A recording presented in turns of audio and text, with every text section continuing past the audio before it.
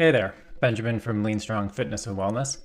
I've got another member question and answer for you today. So this question comes from Glenna. She said, there are many eating plans and healthy diet recommendations out there. We're all different and it's not one type of diet that fits everybody. How do we navigate and improve personal eating plans? Well, Glenna, you get the prize for one of the most loaded questions. So absolutely happy to answer it because this is a really challenging topic.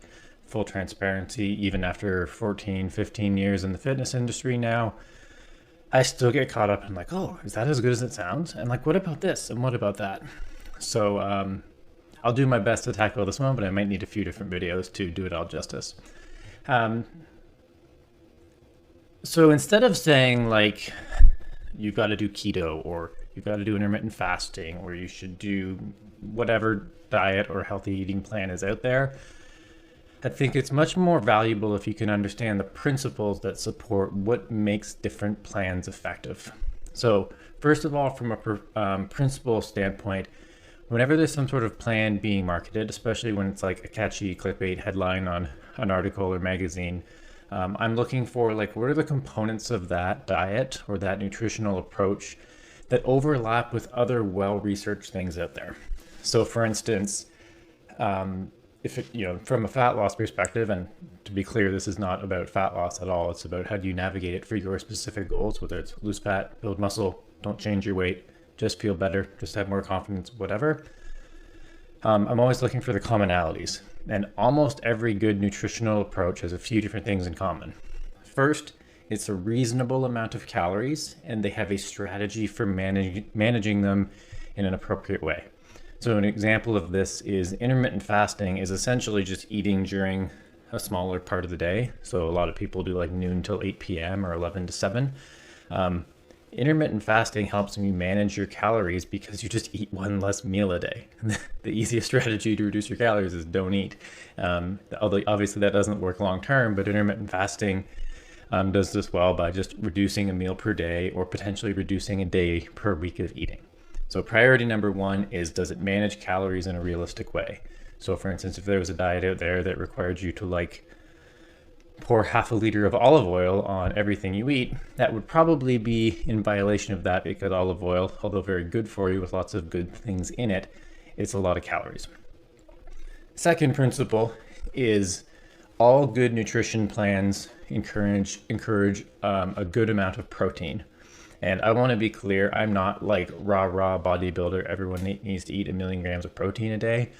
But generally speaking, across the board, most people are like borderline deficient on protein.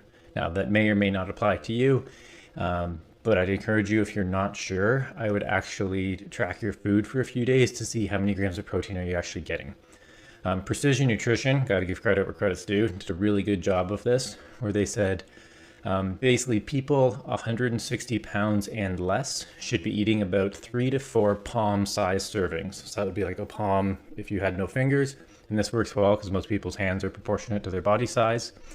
So under 160 pounds, 3 to 4 palm-sized servings a day. Above 160 pounds, more like 6 palm-sized servings a day. And if you wanted like a gram per pound, like 0.7 to 0.8 grams per pound seems to be universally accepted and well backed with research.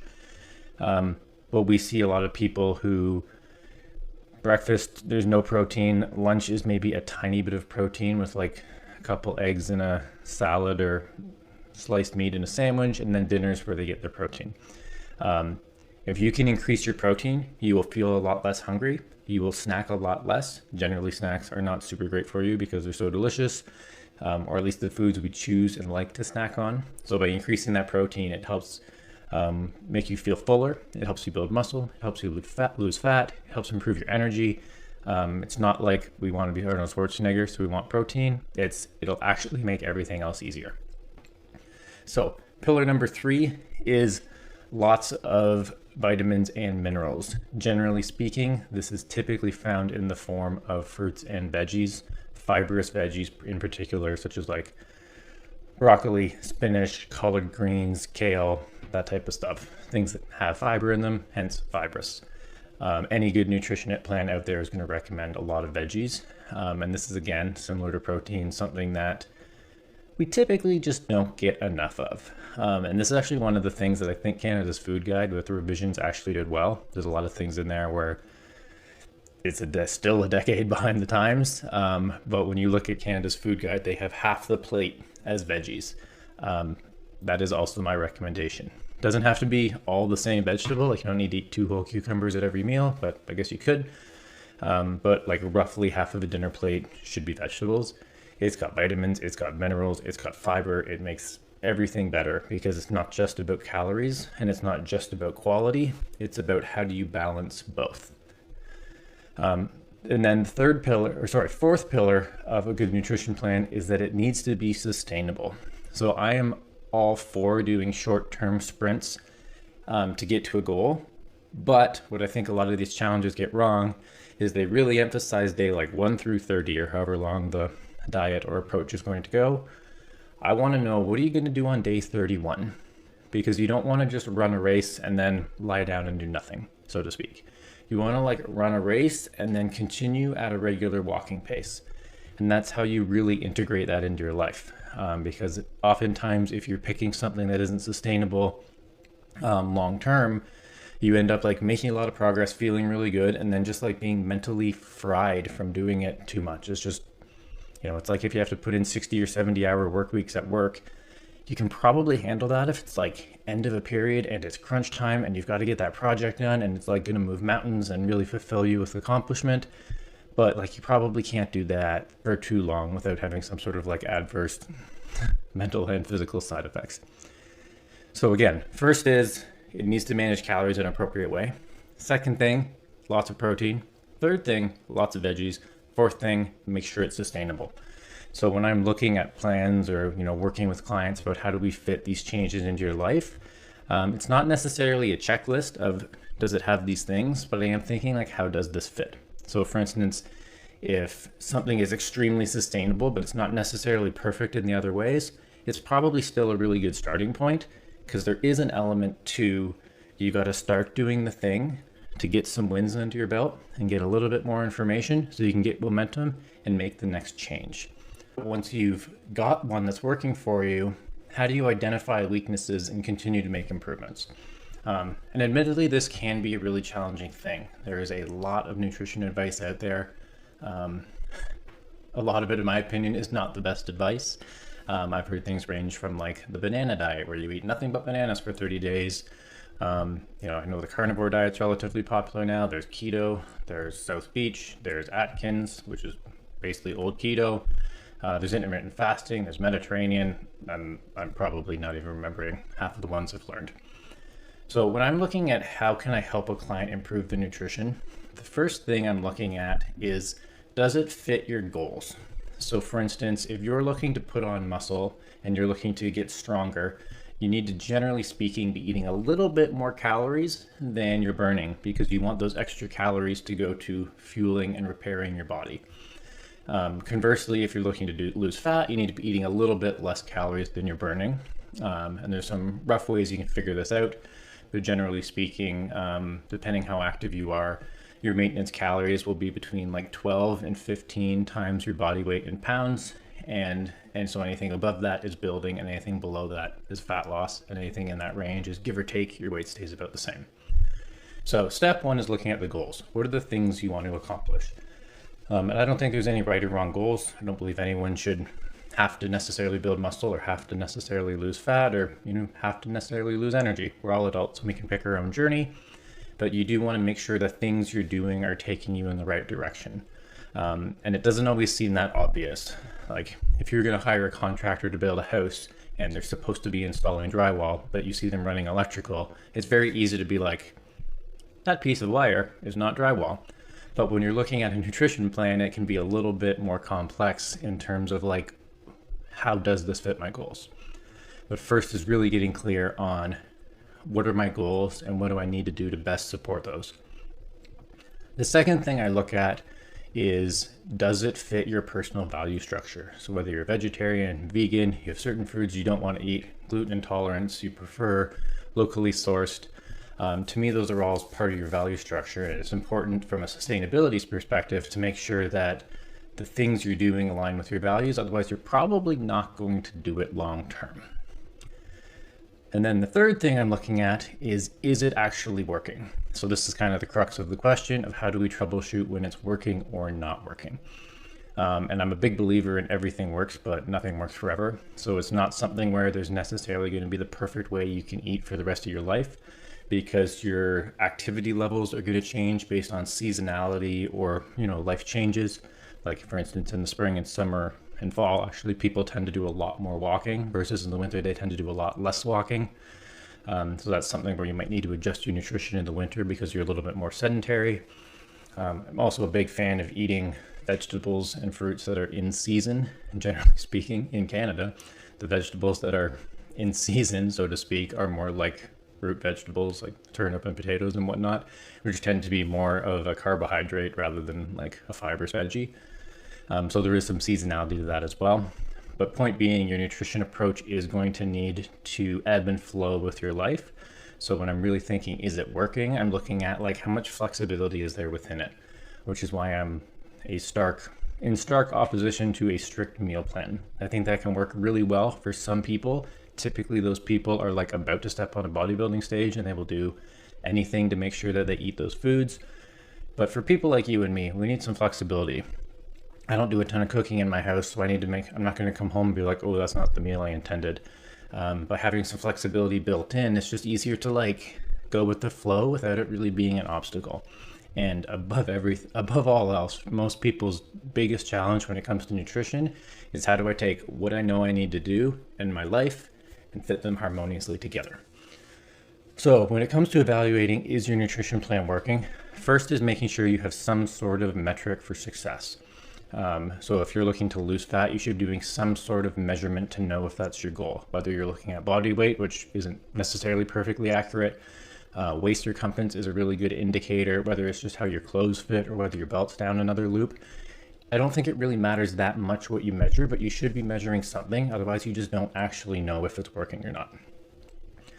For instance, also, if you're trying to build muscle, you can be looking at, hey, am I using progressively heavier weights in the gym? Am I looking and feeling a little bit more toned? Are my clothes fitting differently? But have a metric. And even when it's things like improved mental health or improved energy, I'd highly recommend you do some journaling on a regular basis, even if it's just 5 minutes in the morning and you end up doing like, how do I feel today? Scale of 1 to 10.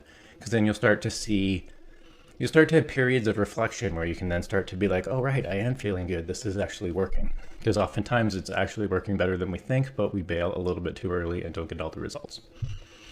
From there, once you've got a metric in place, I'm really looking at those core components I mentioned in the last video.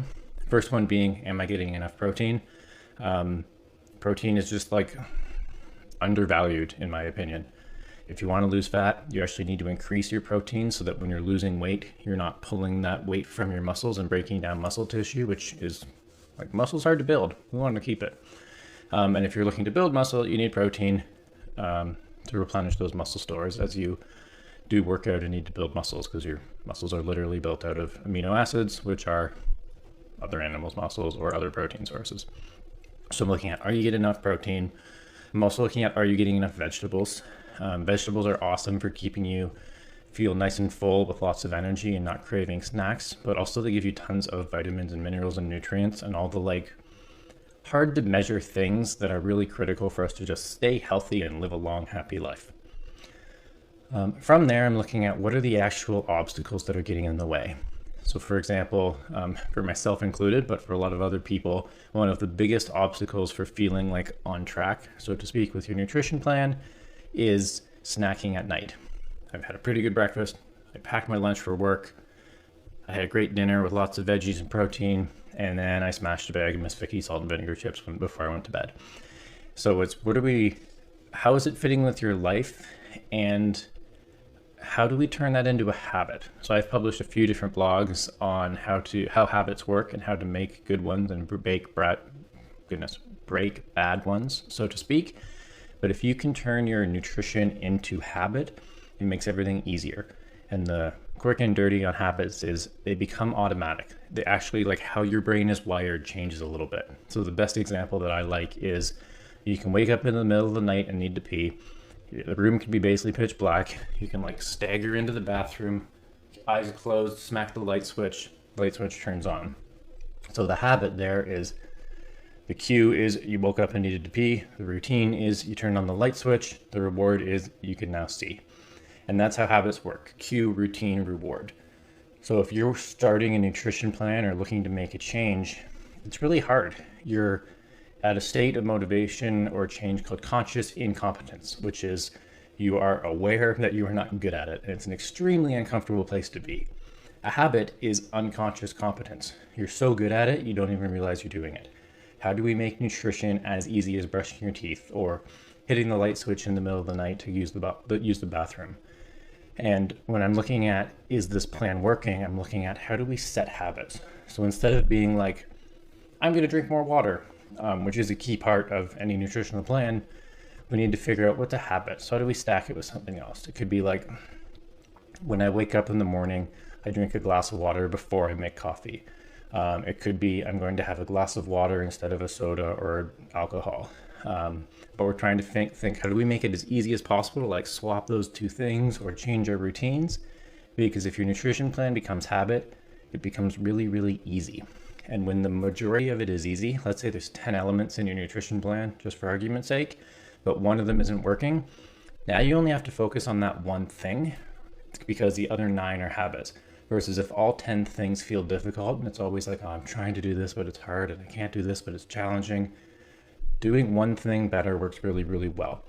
Our friends at Precision Nutrition, which is probably my favorite nutrition company on the planet, they did a really interesting study, or re-communicated an interesting study, where if you just focus on one change at a time, you're typically like 80% successful in getting that done.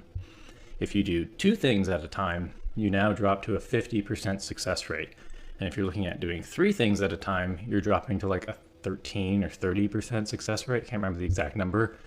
But point being, if you were going to go into like a test or a project, you want to set yourself up in the way that you're going to have the greatest chance of success.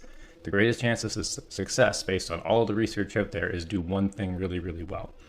So when it comes to figuring out if things are working, we generally encourage people to do one step at a time, nail that step over 2 to 4 weeks, and then add the next step. And I know this is contrary to a lot of stuff out there where it's like, I'm going to overhaul everything, I'm going to change everything.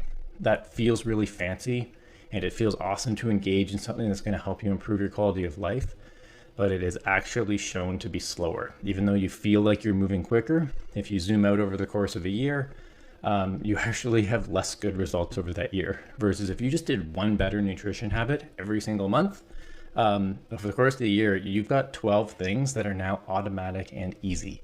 And above all, if we can make nutrition and exercise easy, it makes it way, way more easy to be successful. Glenna, thank you for the amazing question, and I hope this sheds a little bit of light on the nutrition piece for you.